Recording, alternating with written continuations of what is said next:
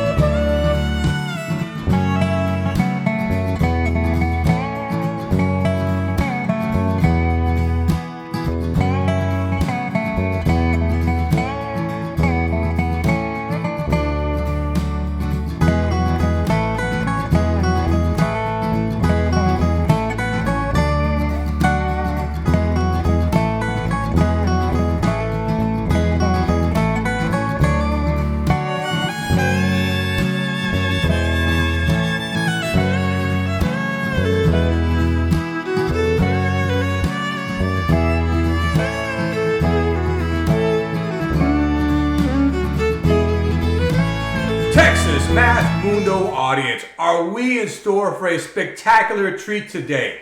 In the house, Mr. Anthony Newberry. He was the 1992 and 1993 number sense Class 4A state champion from the Wichita Falls Coyotes.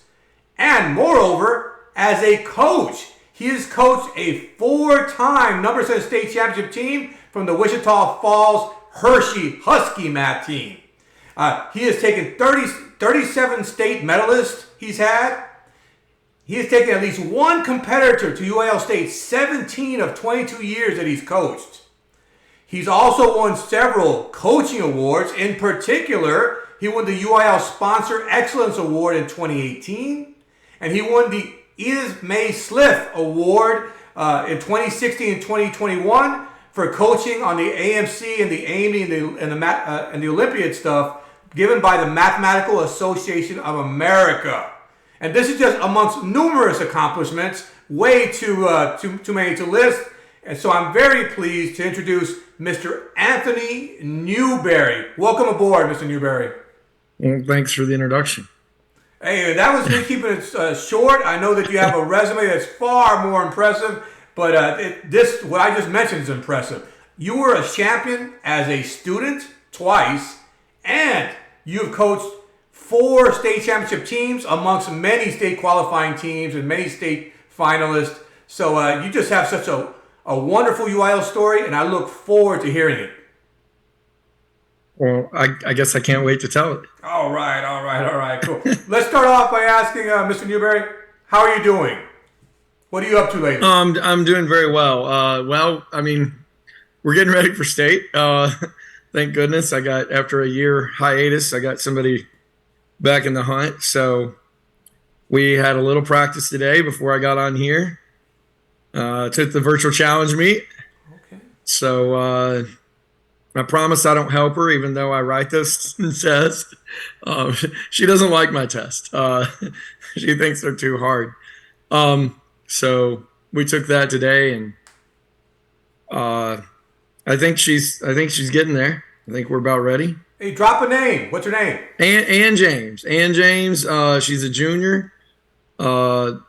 She's shown a lot of improvement from last year. I just need to get her tournament score to be about 90% of her practice score, and we'll probably get a medal. But what place did you get a region? She was second in the region. Marco Tan beat her. Marco beats a lot of people. That's a big name.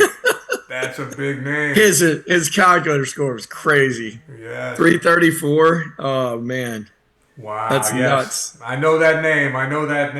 Yeah. That's right. Add to your resume the fact that you write tests also. Yeah, I've written for the virtual meet forever, but even before that, I would occasionally write tests for Chuck Thompson over at City View. Every now and then he would just be like, man, these, nothing against TMSCA, but they're having to write their tests 6 months ahead of time. And he's like, they can't react to what Larry White's doing. And so a couple of times he asked me in February, hey, do you mind writing a test for us? And, sometimes he'd give me a free tournament out of it or whatever, but I'd write a test for him. I wrote a few for Argyle. The first competition test I think I wrote, actually, Wichita Falls High School had me write one when I was in college. Oh, really? That was the first number sense test I wrote. And then I wrote one for Nicky Rowe High School. A guy by the name of Armando Madrigal had me write a test. I think now he might teach at their IB Magnet High School down there. Yeah, last I knew it, McAllen. Yeah. Yeah, I'm familiar. Super great dude. I think I wrote that around 02 or 03 somewhere. And then I've written middle school tests and elementary tests and math tests, but for high school, I've only written number sense tests. That math test is a beast to write. I don't know if I want any part of that. So you must enjoy it. Is it a joyful experience writing all these tests? It's fun writing. I mean, I don't do it for free, but yeah, sure. At points I have, but it's neat crafting a test. So like Argyle, a couple times Cliff McCurdy had me write one, and he would just, one year he told me, he's like, hey, I want a bunch of 300s on this. So he wanted me to write like a super fast test one year, and another year he's like, I've got some great kids, and I want them to hit a problem in the 40s and 50s and 60s, at least a couple problems that sit there and make them think for 20 seconds or at the end of the test, they'll be like, hey, that was a neat twist. So those are always fun to write because you get to kind of turn a trick on its head sometimes and make them look at it in a different way. I can imagine that'd be fulfilling. I can imagine. Now, we're going to go deep because you were a student state champion. You're a coach state champion. Yeah. But before we delve deep into UIL, I do want to know a little bit about you. When not engaged in work or UIL, what are your hobbies and interests? Going to the gym, but not as much as I need to. But a couple, I will say in 2018, actually a former math team member of mine took me out to dinner, and then he told me I needed to change my health. So I should send you that picture. I weighed around 300 pounds at the time, and I probably got down to 210, and I'm probably back up in the high 230s right now. But it definitely had a great effect on my health and life and back pain and everything else. I do play a lot of disc golf. I'm going to say I played 200 rounds last year.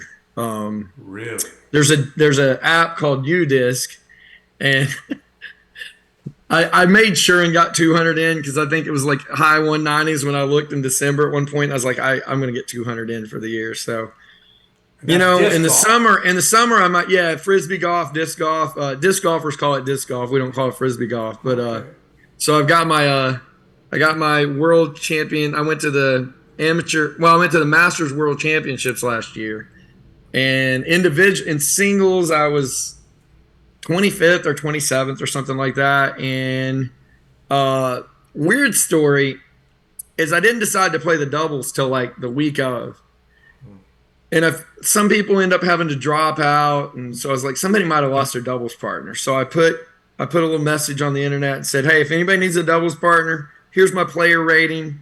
Um, and I'd love to play. I'm already here. I went up there like a week and a half early and stayed at Airbnb and practiced all the courses. And this guy from Texas messaged me the next morning. He said, hey, we played a tournament earlier this year. I signed you up as my partner. You still on? I was like, let's go. So we ended up coming down. We came back from about 3 or 4 shots down in the last 9 holes to win the thing. So Wow. I was a master MA40. That means mixed amateurs, 40 and over. We were the doubles champions at Worlds. So Wow. that's pretty crazy. I'll probably never do that again. It worked. Awesome. So, and I say, never miss a chance to have an experience or make a new friend. So That's Matt great. Farnham. Matt Farnham is the gentleman's name that I played with, and we clicked and had a lot of fun. Awesome. That sounds like fun. Hey, where are you from? Born and raised, and what's your cultural heritage? Well, Kansas City, Kansas. I think KU Med Center even born, and then we moved shortly after I was born for about 3 years. My dad was a little private school principal. Okay.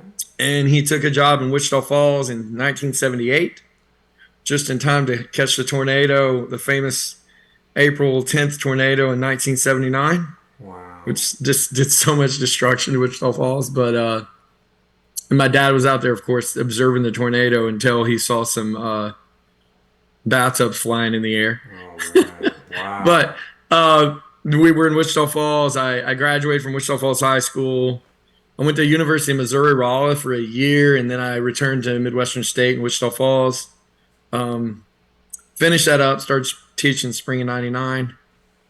Hey, when did you first realize you had a talent for mathematics? My brother started trying to teach us what he was learning at school when I was probably about 4. So I think I did some multiplication problems when I was 4. Really? And I remember maybe I was 5 or 6, and he came home from. My brother was really fast at math and picking up math, and we were in like the self-paced private school thing. And so he came home one day and he's like, "Do you know what the square root of 225 is?" And literally, I remember to this day, that's the number he asked me. I was like, "I don't know what a square root is." It's like, "What's a square root?" You'll have to show me. And I don't think I understood it, but I just remember it at 5 or 6, like. Wow. I'm not looking back, and I was like, I wasn't supposed to know what a square root was at all. That's But kindergarten. my brother was very persistent and pushy and driven, and he's the real athlete in the family. I actually got him into disc golf, and then 6 months in, I would play 3 or 4 years. He was already beating me, so he can throw a disc, but and really quick twitch brain. Like if I could have coached somebody, I'd have taken him to state. Wow. So he was fast multiplication, fast addition, really good at math. But I think junior high was weird. Kids I'd been in elementary school with. A guy told me about 7 or 8 years ago. I was at the store, and we sat down and deli inside a grocery store, and he said, I don't know what happened between 6th and 7th grade, but suddenly you were better at math than the rest of us. Really?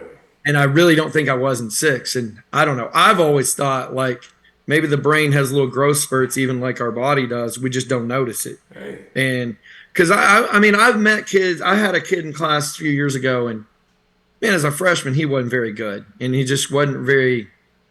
He was an average algebra 2 student. Man, he got to pre-cal, and that kid, he just started seeing connections. Man, it was like exponential growth in his brain. I would like to attribute that to myself, but I think partially it was just nature. And so I don't know what the studies on that say or. Interesting. But It really was, and he was funnier. He had developed a sense of humor and his logic and all that stuff. Just it somehow happened between ninth and 11th grade. But The brain's a mysterious thing. The it brain is. is a mysterious thing. You just never know when a kid's going to click, take off. You just never know. You just hope you're there to witness it, hopefully. Yeah, absolutely. So, what was your introduction to competitive mathematics? I think we had some kind of little school competition, maybe in sixth. So I somehow escaped like our really okay. There was something called a lead program when I was in elementary school, but it was more like you had to be good in everything to be in lead. Okay. And so I did come from a private school, and I transferred to a public school in fourth grade, and I would say my math was way past my grammar skills completely. And so I didn't make the lead program. And I think they did some number sense and stuff in lead. I jumped into number sense in seventh grade. And I didn't even start at the beginning of the year, but some of my math, let's say fellow mathletes eventually, they were like, you need to come to this. This is fun. So I played basketball and I ran some track in seventh grade and played some tennis, and I was like, yeah, I'll go to math. And I went, and the first test I took, only one kid beat me. Really? They've been practicing all year. They taught us like 3 tricks. I think they taught us, we went over the 11s, the 25s, 101 or 111, and for 20 minutes or 30 minutes. And maybe we didn't take a test the first time I was in there. Maybe we just like learned skills. And then I took a test. The first meet I went to, I scored 254 or something. What? Yeah, it was crazy. Looking back on it, I realize how rare that is. But I scored. We had a local tournament, and back then in Wichita Falls, they had so much going on at the junior highs. They had for every level of class, there was regular, advanced, and lead. And by that time, I was in lead. But they had a regular number sense in the city meet. They had a regular number sense. I bet there were 300 or 400. There might have been 300 or 400 kids just from Wichita Falls, out of the 4 junior highs at the time. Yeah. At this, and they got basically, I don't know, it felt like a quarter of the student body or 10% of the student body at least to come out to the tournament. Yeah. And all the schools, every school in Wichita Falls had some junior high kids scoring over 200 in number sense. Really? Like, it was really big. So I guess I knew I was pretty good then in 7th grade. I want to think I got second at region in number sense and calculator, I think, and top 3 or 4 in math. It was at Azle High School, and that's the first time I saw Andy Zapata. Really? So, He's yeah, a legend. Definitely, absolute legend. Actually, I think one of the coolest moments, Andy walked up to me like my junior year. I'd barely lost to an Azle kid my sophomore year, who I'd beat like 7 or 8 times that year. Okay. Had never lost to him in a tournament, and I lost to him at state. But then my junior year, I think Andy came up to me after regionals. And he said, you're going to be the state champion this year. Really? And I don't know, just hearing that from a guy that you thought, you knew was a legend and you thought highly of and respected. And in those days, he was already a legend. And, it's only grown. Yeah. The legend's only grown. Wow. He was. So you were second place that year? You were second place? Second my sophomore year. Do you remember being a champion? Jason Gaiman. Okay. He was really good at calculator. Okay. He wouldn't have even told you his number sense was like his thing. But really good at calculator, pretty darn good at science. Of course, math wasn't at the state meet until 92. Yeah. Exactly. So I can't remember what he finished in 92. And then, so there was a state champion from Hirschi, actually, 3-time state champion, I think 88, 89, 90, a guy by the name of Chad Gamble. All right. And so a big moment for me. We weren't going to a tournament, But I got to ride with Hirschi. We went out to San Angelo. I want to say it was probably the A test, either the A or the B. And I hit but I asked him. I knew he was a 2-time state champion going into that year. I said, "What'd you do?" He said, "I took 2 number sense tests every day, whether I felt like it or not." Really? So I started taking 2 tests a day after that weekend. Because I wanted to win. Yeah, hey, so from Chad Gamble. And my freshman year, we were still 5A, and the biggest schools were 5A, and Lubbock High was in the middle of their run. And I scored a 284 at Region my freshman year. And a guy from Ryder wasn't shabby either. A guy from Ryder beat me and went to state. Really? And he had beat me by 4 points at district, 244 to 240. So I'm working to Region. I'm like, I'm going to get a 280, 290, and then it wasn't enough. Wow. So, but it was a lot of growth. Hey, can you describe Wichita Falls High School in the early 90s? What do you remember about it? It was a lot of fun. A lot of smart kids. Geez. So our valedictorian, I can just tell you, everybody in the top 10 but me, it's like a doctor or a lawyer or went to MIT. Really? So I'm just a high school teacher. But no, just a lot of smart kids, a lot of inquiry. I remember some kids going off to college and, they'd talk about where they'd gone to high school and the income and the racial diversity. And most people wouldn't have suspected that you got as good an education as you did. My high school calculus, pre-cal number, she got there early every morning our senior year to teach us number theory because we'd ran out of math classes. And so, like, I can't thank Kathy Cook enough. Kathy Cook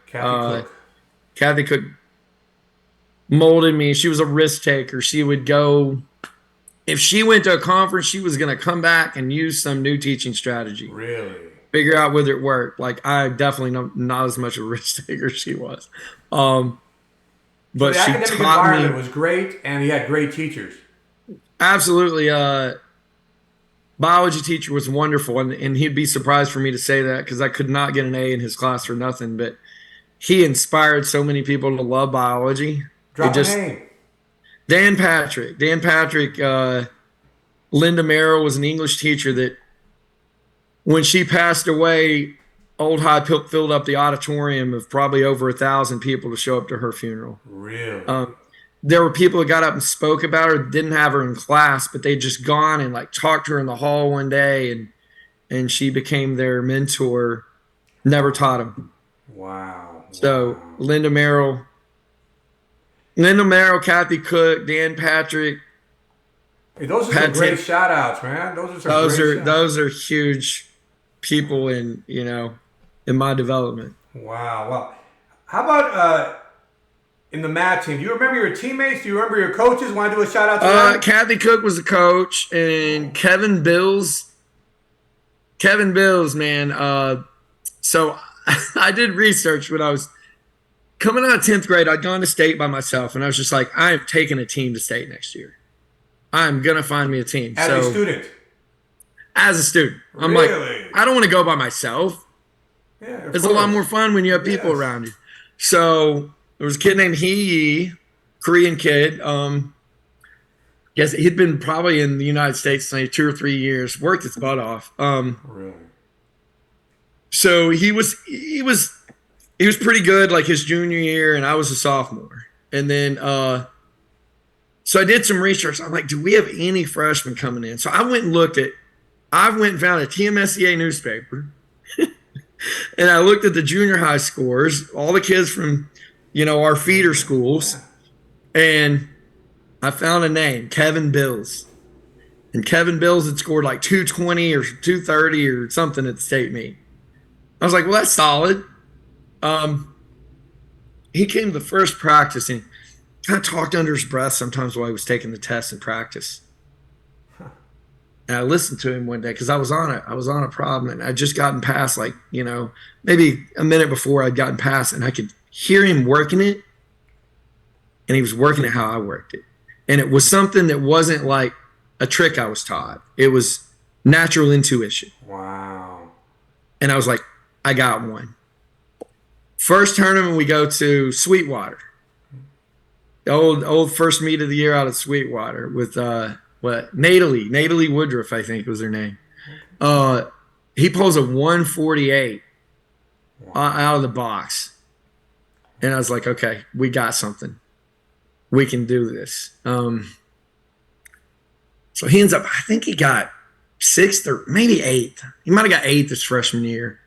But we win state freshman year. His freshman year, my junior year. Yeah, we went from, well, honestly, we were probably the second or third best team in the state, but there was no wild card back then, and we were in Azel's district. Oh, no. So Azel, actually, we'd beaten Azel a bunch that year. They had a kid that was super into band, and he hadn't gone to any tournaments hardly all year. Oh. I don't even know if he'd gone to one. He comes to district, and they beat the mess out of us. And no wild Basically, they beat him by his score over our third person's score. Yeah. And there's no wild card. Yeah. So you're done. I think the next year we beat them out at district and pushed them out. If I remember right. They might have switched districts. That's a long time ago. But the next year, so then I was losing his name is spelled Hui. Which it'd be really cool if I could catch up with him from the shoutout. I have no idea. I haven't spoken with he in probably 25, 30 years. I kept up with him until I was 20, 21. So let me think. Oh, so I recruited a kid. There was a tennis kid, Old High, Wichita Falls High School. I will say. So locally we call it Old High because it's the old high school because, let's see. I want to say it was a high school in 1891. Wow. Because I remember the 100 year was 1991. So, anyways, they had a great tennis team. Like second, third every year. Wow. And just jokingly, I was on yearbook staff my junior year. We were sitting in yearbook one day. I said, "Are you tired of silver and bronze medals and you want a gold?" Because I knew him from math class. He was quick. And he said, yeah. I said, we're going to be pretty good. Kevin will probably get top 3 in the state. If we have 2 of the top 3 in the state, we just need a solid third, man. Yeah. Give me a 125, 150, and we can probably do the rest. So I went over to Nikhil Mancody's house every Monday night almost. Wow. His tennis coach wouldn't let him miss practice. So I went over to his house every Monday night. That was when I first probably really started tutoring and coaching number sense. And then my senior year, I felt like I had to practice less because I ran practice at that point. Kathy just had me mostly run number sense practice, and she just printed copies. She's like, you know it better than me. So get some experience teaching it. So in a lot of ways, she developed me as a teacher by letting me practice my craft, So, but by the end of the year, I think he scored a 175 at the state meet, and we did win. And I think we had a higher score than the 5A champion that year. Wow. We actually won. We actually won with our top 2 scores because I hit a 382. 382. Second, yeah, I had a 382 my senior year, and the second highest score in the whole state was a 319, which is a kid from Ryder who we had met with Ryder and practiced some, and I'd helped him some. Wow. So, so there was I at least contributed. In second place. Oh, the second place in 4A was a 283. Wow. And I got a 382. So we're already 100 points up on the second place team after one. And then Kevin was third. So Kevin scored a 274. Well, then whoever that team member's next one, Kevin probably beat by 50 or 100. So we literally would have won with a 0 in our third spot. Wow. So it's pretty crazy. But I was still happy. Nikhil did, he did his part. And You and need a got way third past. team. You need a third guy for team. You gotta have somebody taking a test, and it might as well be somebody you think can get close to 200. So I'm so that was impressed. As a student, you're looking at the Team USA newspaper. You're looking at it. You're recruiting guys. You're bringing them on board. You're really, as a student, taking the initiative. yeah, Man. and we would hang out afterward. We all love playing basketball. We'd go play basketball after tournaments, and Wow. man, it was a blast. We were a team, and not just guys that worked problems together, but guys that hung out together, and Awesome. that was always what I hoped when I became a coach. And so, and I think most of my former competitors would tell you we were more than 6 kids, 4 kids taking tests. We were Family. a team. We were family. Yeah, absolutely. Awesome. So Azel was your main rivalry back in those days? Big rival. Yeah, I would say our main rival. Yep. That's Boswell had a couple kids that were really good. I want to say Paul Gallagher. That rings a bell in my brain. I think he got second or third. He may have tied me my sophomore year. I think I tied for second. Don't quote me on that, but I guess we could all look it up if we really wanted to. It's in the archives. It's still there. The scores aren't there. So yeah, I scored a 386 and then a 382, and the 382 might have been more impressive just based on comparative to other scores across the. There were only 300s my senior year in the whole state, 1 through 5A. Wow. So, how does it feel to be a state champion, man? How does that feel? I will tell you, my junior year, it felt euphoric, like riding all the way back to Wichita Falls from Austin. I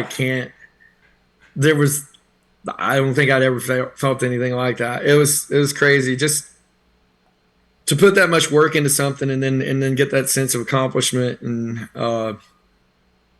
is that your favorite memory, or what is your favorite memory from those days? That has to be that probably the first one. Yeah. Yeah, that's probably it. Yeah. I would say junior year, he and I, we played a lot of basketball together, and it was cool seeing his progress. Like he would say he would take 3 or 4 hours to read a biology chapter when he started, just because of the language.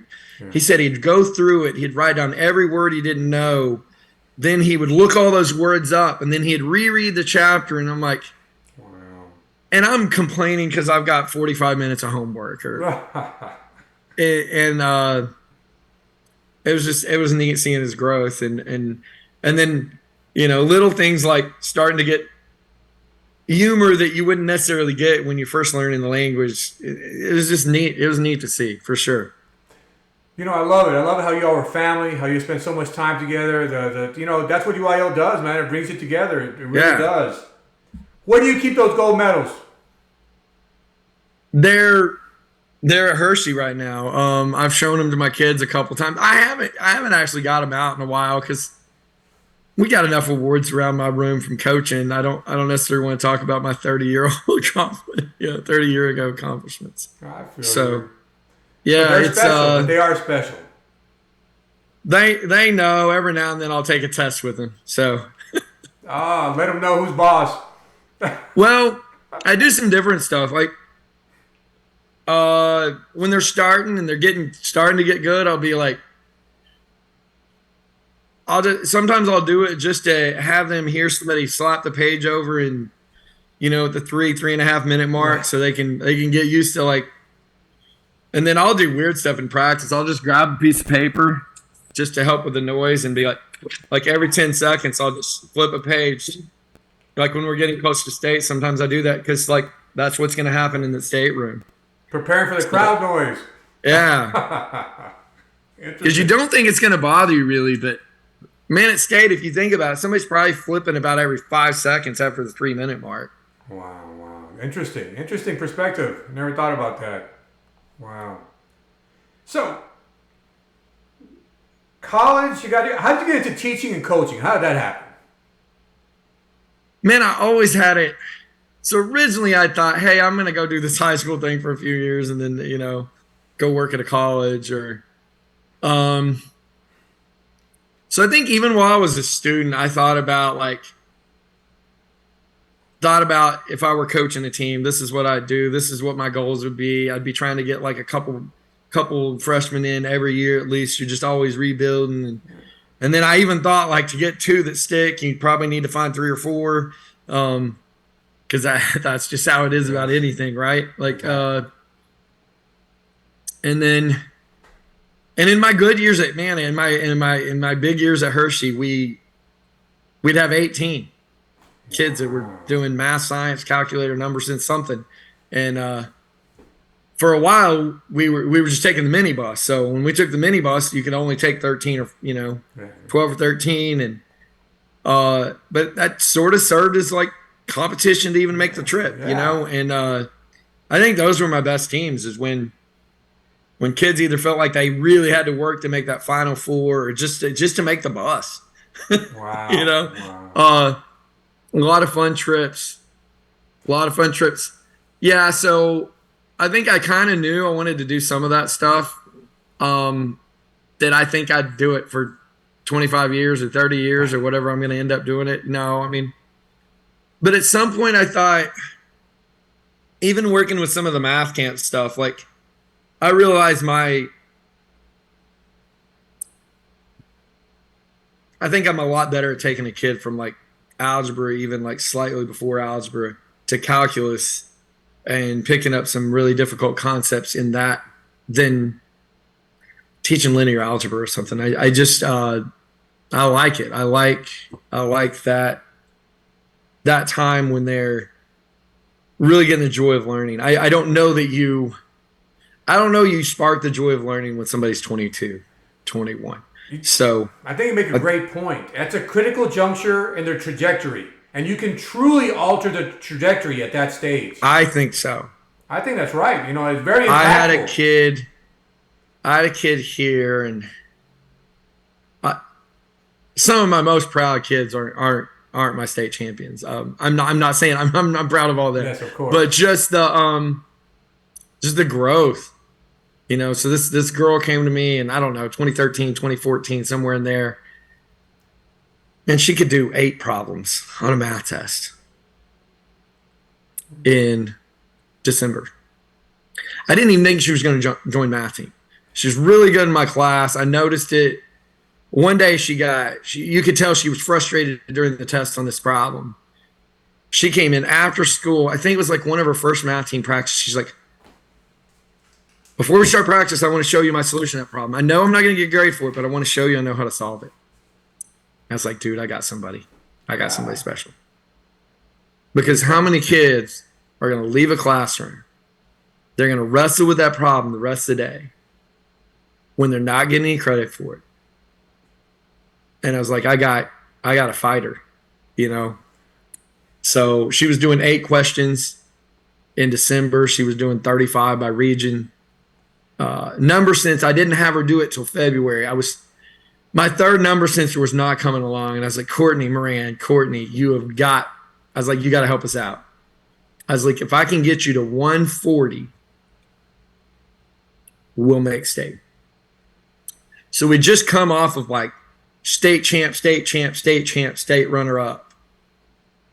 And I did not want to fall off the table completely and miss state. So we work. We get her going.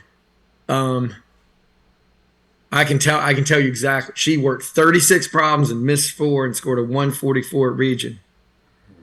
And we got the wild card by about 10 points. Wow.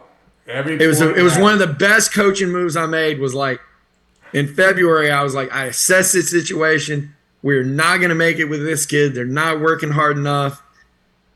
I was like, stop doing calculator. Come over here to number sense. We ain't getting to state in that. We're going to get to state, and we made it. And well, to underscore the importance, all you got to do is make the room to state, and you qualify for those TILF scholarships. Yeah, and then she was a sophomore. So she became one of my only kids ever that scored 300 in number sense and math. Wow. Got her to go to a math camp in Utah because she had relatives out there. She studied number theory and code breaking, and then loved it so much she double majored in like electrical engineering and mathematics at Rensselaer. Aren't those great stories? And didn't UIL play such a critical role in that? You know? Oh yeah, I literally think if she would have gone across town where they didn't have much going on UIL wise at the time, like I do not think her life would have been the same. That's a testament to what UIL does, man. It really is. And what coaches like you do. And what coaches like you do. You know what I'm saying? Thank you. Awesome. That was awesome, dude. That's one of my favorites. And you know, one year we had 2 kids that were scoring 40 in January. We got to state. They didn't have the best day at state, and we got 3rd or 4th. And I went back and showed them their meet scores from January. And I said, we scored about 300 in January or 250. Like, I think Courtney even kind of had an off day. Same girl. I think she had an off day, and she was my best at that point. And we might have scored 260, 270 as a team. And we hit around 600 at state. Wow. I'm like, we nobody besides us would have thought we had any chance to make it to state in January. And so sometimes it's about that journey and that growth more than it is. And I would not have had that viewpoint at 23. It would have been, if you're not first, you're last and all that stuff. But that's really garbage. Hey, well, that perspective comes with maturity, right? With experience, absolutely. Maturity, wisdom. That's what you have now. You see the growth, and you see like where they've come. And, you know, absolutely. Sometimes you're going up against a powerhouse that has a junior high power. You're fighting a tough battle, but. So here's what I want. Your maturity, your wisdom, your experience. Now it's time to impart some advice. So I'm going to ask you to give people some advice. So, what advice do you have for students of today? Get off your phone. Yeah, you're a classroom teacher, I can tell. No. You know what? You have more resources than Saul or I had at your age, by 10 times. Yes. Even now, like if I struggle with a problem at all, I'm gonna go look on the internet. So I think it's a lot how you use your resources, and there's literally no excuse that you have access to so much information. If you want it, you can get it. If you want it, you can get it. And I think the top 2% in American education are getting more education than certainly that I got, and way more opportunity. And I went and heard a guy speak at Rice, and he's like, everybody's griping about teachers. And he said, our freshmen now can do what our seniors did 20 years ago. Yeah. And so so he wanted to give us a pat on the back. The top, and sometimes it's them going to get it, but it's always been them going to get it. You know, It's always been, you've got to go figure things out. You know what I mean? Me and my friends used to go over to the library and at the MSU, at the local, college library, and look stuff up. And I read a book on Trachtenberg series from the Trachtenberg Teens Method. I read a book about that guy, and that had a lot of the tricks in there. Really? Just because I was interested.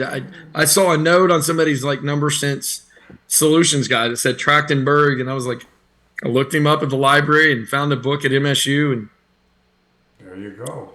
And I would read it in little stints out of the library. So I think just go get it, and be willing to work, and be willing to work more than you think, and don't always have to tell your friends how hard you're working if you think that's going to make them think you're a nerd, and you don't want that label. But, I tell my students, funnily enough, I heard this story about Peyton Manning that said he's a football nerd. He was trying to remember a formation that that they ran a play, he called up the film guy from Tennessee when he was a quarterback for the Colts. And he said something like, the fourth game of the year, the third drive, I think it's the second play. And he told him what the formation was, and he said, I want the film for that. And he remembered it right. Wow. Well, number one, I told you he has incredible memory, but secondly, like, he was a nerd and a student of the game. And, yes. And because if you ever watched him, especially halfway through his career, he wasn't athletic. He was winning right here. Yeah, absolutely. And he had a decent arm, but he's winning upstairs.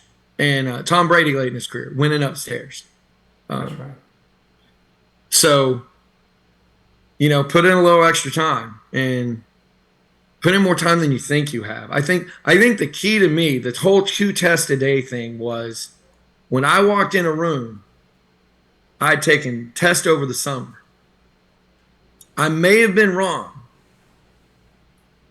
but I felt like almost nobody prepared over the summer. So I didn't have any reason to not have confidence. I knew I was as prepared as anybody in that room. Because I think that's where most test anxiety comes from, is when you don't feel confident. And when you don't feel confident, it's probably because you aren't prepared. So work hard.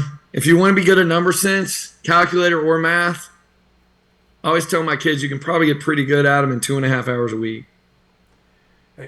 Great Any message. of the contest. Work hard. And you know what? Your message, your advice carries weight, because you are a 2-time state champion. And furthermore, and I'm going to ask you to give coaches advice. And the unique thing about you is you were a student state champion, and you coach state champions as a coach. So I'm going to tell you, it's harder to coach them than to win it yourself. Really? Oh, by far.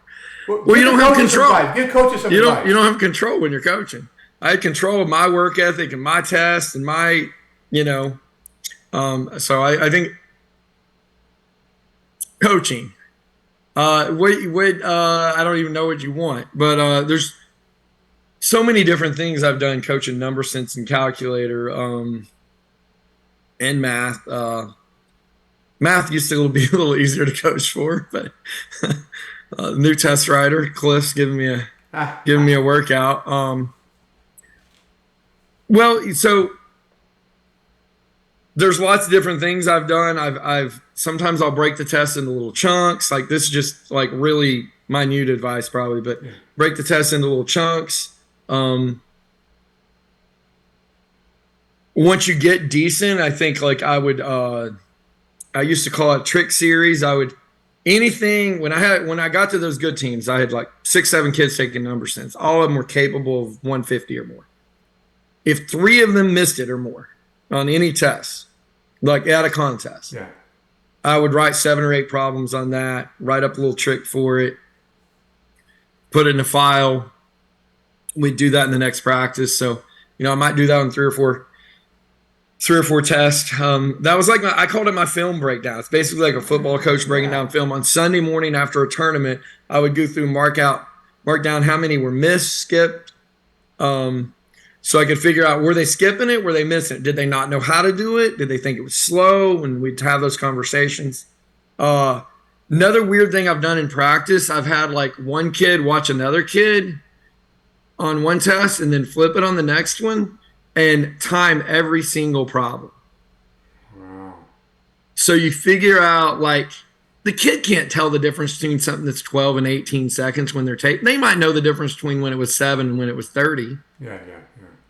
But can we figure out all our 18-second questions, and then can we hone in on that and see if, like, is that as fast as we can do it, or can we get it down to 12? My goal for my good teams was to always walk in with four kids that could get to 60. Wow. Minimum. If you're going to be competitive at a high level, that's kind of where you have to be. Takes. I mean,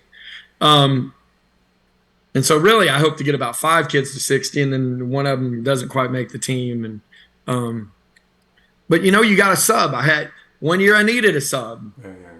2009, my guy that was at district, he was 2nd or 3rd at district. He had something he had to go to at the regional meet. I jumped that 5th kid in there, and And then that kid gets like third at regionals. Like, I'm not pulling him out now. Yeah, wow. So he, uh, you never know, but like that's why you want to develop 5 kids because anything can happen. Hey, I'm digging your sports analogies with Peyton Manning and also the Sunday after the Saturday tournament, breaking down the film, breaking down those problems. I feel like that's a film. I mean that's my film. That's some great. Thank God I don't have to watch them while they're competing because man, I do at district some years and I'll see one of them get stuck and I just want to be like, why? Why are you stuck on that problem for 40 seconds? Like I've told you always skip it if you don't feel like you know it after about 3. But wow. That's hard to watch. So it's more nerve-wracking as a coach than it was. Oh, it's awful. I don't know how basketball and football coaches do it because they've coached the kid not to do that 100 times and there it is right out in public and that's an interesting perspective because it's out of your control at a certain point. Now it's, it's out of your control, but at least we don't have to watch it. Yeah. Good point. Wow. So, as a student, as a coach, your UIL journey, what do you value the most about your UIL journey? Oh, the relationships. Absolutely. I mean, working at math camp, I've helped get 5 or 6 kids jobs at math camp. Really cool. Here's a really cool thing that happened. My 2009, 2010 team, that era, 2008. 4 of the guys ended up working at the same company in Austin, and each one of them basically had given a reference. Like, hey, I know a guy. Oh, we need this. Hey, I know a guy. So basically their math team relationship, like basically helped them all get their first big job. Wow. The relationships. And what if they wouldn't have had math team? And it just, that is nuts. It is really cool. Oh, I do want to shout out my 2009, 2010. So 2009 was our first team state champion. Funny story. I don't know if you remember Janelle Cole from Bridgeport. I've heard the name. So many math champion team, number sense, calculator. Shoot, one year they went 1, 2, 3, 4 in number sense at state and just obliterated everybody. She was towards the tail end of her career, and they were in. I think she might have retired and just was like helping coach them another year because she didn't want those seniors that she had had for so many years to be without a coach or without an experienced coach. So she came to district, and I had this kid that was working his tail off. He's taking 6 tests a day, probably for a month or 2 coming into district. He gets to like 75, but he misses 18 or 20. He gets 4th in district. He was 4th on my team, 4th, and we went 1, 2, 3, 4 district. And I literally told her in the grading room, I was like, Nathan Shih is going to be your state champion this year. She's like, he's missing 2 men. There's no way. I said, you don't know how hard he's working. He scored a 170-something in district. He hits I think he hits a 310 at region. Really? All he did was clean up, 12 mistakes. Yes, sir. And gets to 80 instead of 75. He wins state. The incredible thing about Nathan Shih, he had never taken a number sense test till maybe April the previous year. Wow. He won state in like less than 13 months after his very first number sense test. Ever. But you saw his potential. Dude, you could it was crazy, the work ethic on that kid. So, and then he won in 2010. In 2010, I had everybody coming back on number sense. So we'd gotten first in 3A. And I said, guys, I'm going to put a big carrot out there. I said, I want y'all to be the best score 1 through 5A next year. And we had the highest score at the state meet the next year, beating Clemens and Dulles and as a 3A school.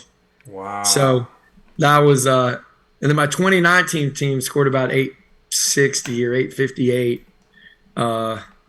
and we went 1, 2, and 6. So those are probably my best overall team. Might have been 2020 when we got locked down. But yeah, that was my best calculator team ever. Wow, that's tragic. It was tragic for a lot of people. Tragic. My third score at our last meet was a 259 in calculator. The third score. Wow. So yeah. And she was going up fast too. Like she had 3 career highs, 3 meets in a row, and then we get locked down, and that was a sad day.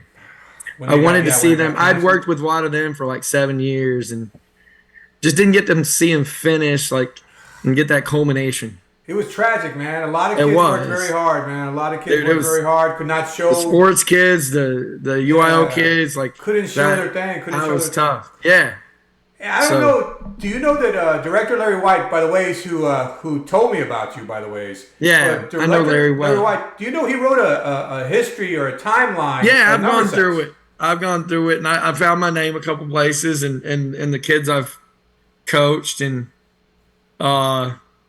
yeah, as a source of definitely it was neat reading the names that I hadn't read in a while. Well, so he deserved the applause for preserving the history, for preserving. Oh yeah, that was, dude. When I think Cliff let me know about it, or Chuck Thompson, one of those two, let me know about it, and I was pretty pumped to see that.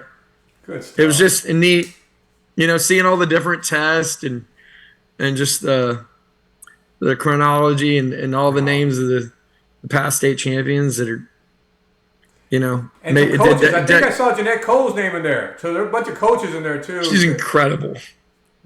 She was so good, so nice, like helped me, mentored me. And she told me some things early on that seemed like almost critical, but like she was just trying to improve me. She said a good program won't just have a good individual. Yeah. Wow. She said you should challenge for region in your bad years. In your bad years. Wow. So yeah, and then I don't know if I've lived up to that, but like when you don't have the most brilliant talent in the state, like still try to figure out a way to get to state, especially with a wild card. Like, so we did that a lot of years, but you said earlier some of your favorite stories did do well in the high stakes competitions. They just grew. Yeah, so they grew. Same here as a coach. I'm a coach too. Yeah. Some of my favorites are just kids who improved. Absolutely. You know what I'm saying? I'm with you, man. You see the growth. Scores. Yes, exactly. Yeah, definitely. Yeah.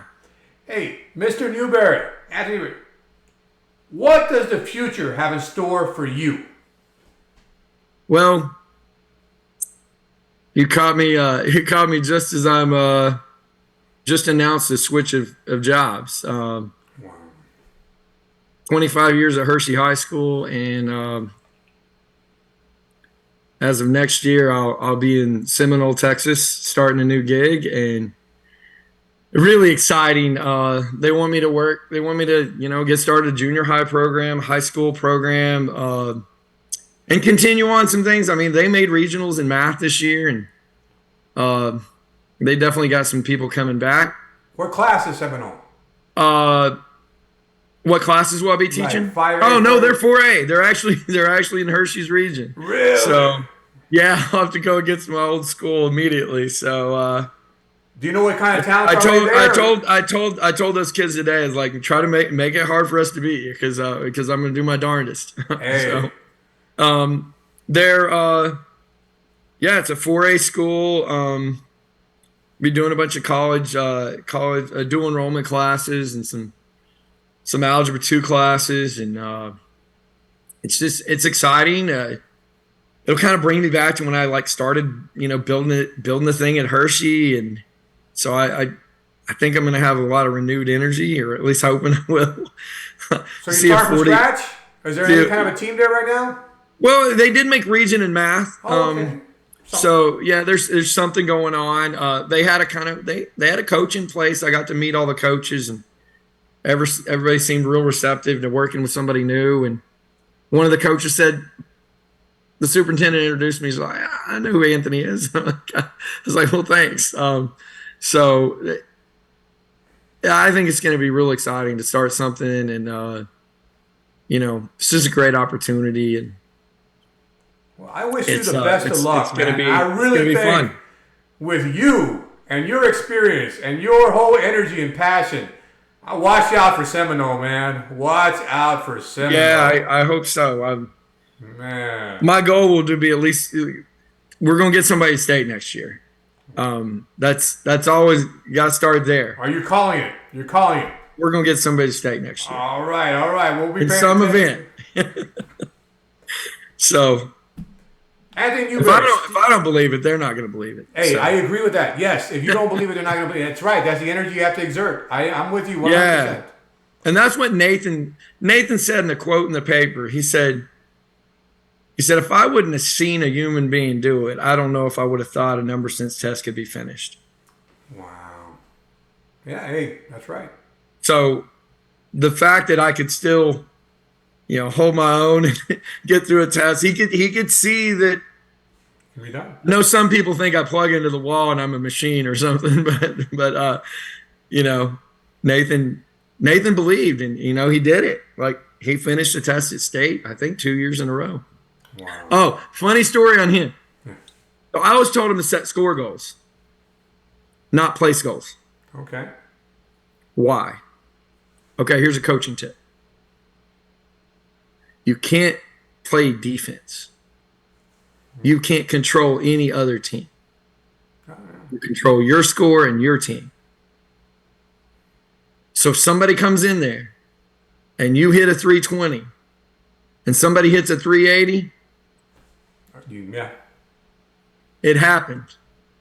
About my best kid in the last 6 or 7 years.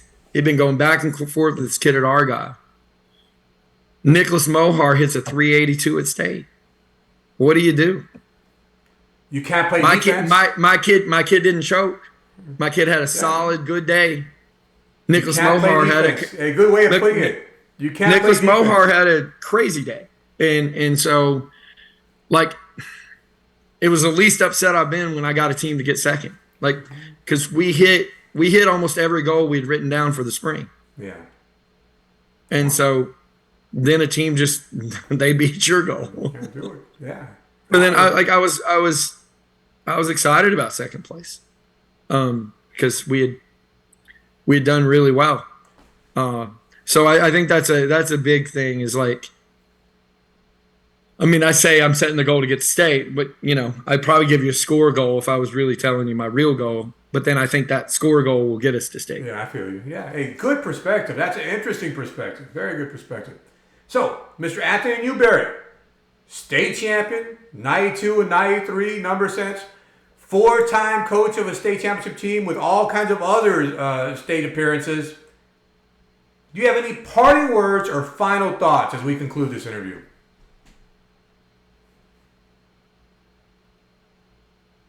For anybody that's watching this isn't super into math, or you're super into something else and kind of into math, find your passion.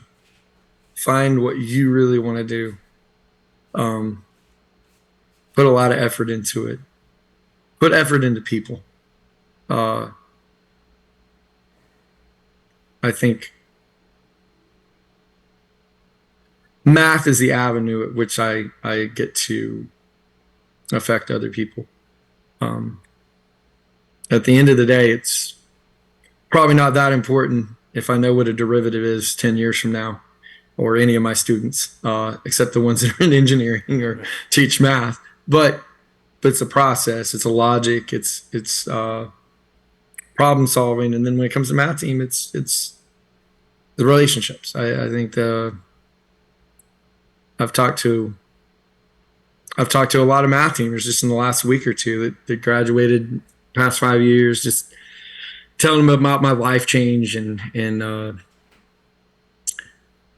they were all super supportive. And one of them's going to work with me this year in one of my summer camps as my TA, and so we'll get to renew our talks a little bit and see how he's doing up at Boston University. Oh, well, awesome. So pretty cool. Really cool. That's a great parting word. It is about, at the end of the day, it's about relationships, right? At the end of the day. Absolutely. And, I believe it was Director Larry White who told me about the legend of Anthony Newberry. You know what I'm saying? He tells me the great work you're doing up there in Wichita Falls. So now our paths are crossed, and now we have a relationship. And if Absolutely. you're ever in my neck of the woods, I'm in Houston. I'm hoping one day I can meet you at state. We came down to Houston in 2010, I think, for the B test at maybe Elkins. Oh, Elkins. The Dulles coach wanted me to come down there and go head to head. Lee? Yeah, Fang. Yeah, I know Fang. I know Fang very well. We went down to compete with Fang Lee and Bobby Shin. Those are the Bobby Shin years, right? Bobby Shin. So Bobby Shin, I think, roomed with Shri Ganeshram, who was one of my kids, like at Awesome Math. So I think he was one of the few people that could contact Bobby. I heard a rumor at one point he only let 5 people have his cell phone number, and Shri was one of those people. He was focused. So if you're ever in Houston, give me a ring. You got my number now. Let's go get some tacos. Go talk some UIL. Have a good time. Yeah. Or whenever I'm sure our paths are going to cross. You take your team to Team USA State? Yeah, every year. Well, I will every year. I think I've missed 1 year since about 01 or 02. Okay. So certainly I believe our paths will cross there. So definitely I look forward to shaking your hand. I look forward to sharing a meal one day. And I look forward to just having some great conversation. This is a beautiful thing, man. Hey, if you ever want to know how I work a problem that you think's new and maybe difficult, I've helped, I don't know how many teams. I've sent people my test. I end up being too nice a guy. Most of the time I send them my test for free or any materials I have. But yeah, I just say, like, if another coach asks me a question, in the end, I'm an educator. I'm not going to hold back a good way to work a problem, even if it's from somebody in my district or region. I'm just not. I appreciate that, Mr. Newberry. Thanks for the offer. I do appreciate it. I want to say thank you very much for sharing your fantastic UIL journey with the audience. It's filled with amazing insight, especially both as a student and as a coach. I really appreciate it. Thank you very much, and I wish you the very best. Farewell. Thank you. Newberry. Farewell. Appreciate it. I've enjoyed it.